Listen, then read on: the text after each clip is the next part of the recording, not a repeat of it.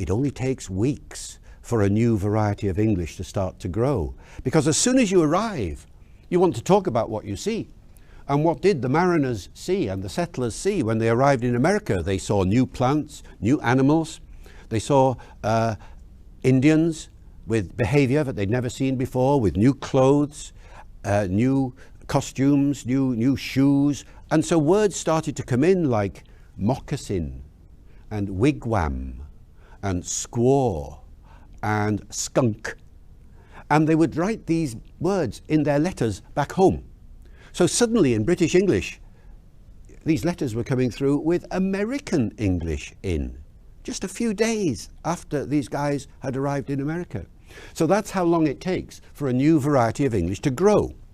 And as you look around the modern English world, and you see English developing in places like, well, you know, everywhere now, everywhere. All countries in the world have English either as a first language or a second language or a privileged foreign language. And it doesn't take long for these countries to take the English that, wherever it's come from, Britain perhaps, or from America or from Australia, and then start to adapt it to make it their own. And how do you see this adaptation taking place? Chiefly in the vocabulary. So it doesn't take long.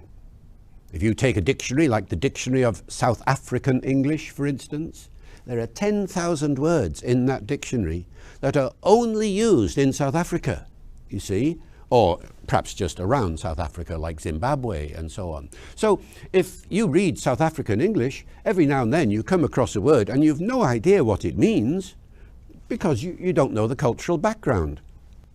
I told a story in the lecture of my first visit to South Africa. Driving along the road, British Council driver there, and I see a sign ahead and it says, robot ahead. And I go, what? And I turn to the driver. I say, robot ahead? And he turns to me and says in a lovely South African accent, of course it's a robot. And I say, what's a robot? He said, you don't know what a robot is? I say, no, I don't know what a robot is. Have they landed or something? No. A robot is, anybody know? A robot is a traffic light in South African English. That's all. And so when you're in South Africa, you will hear people saying sentences like, turn left at the robot,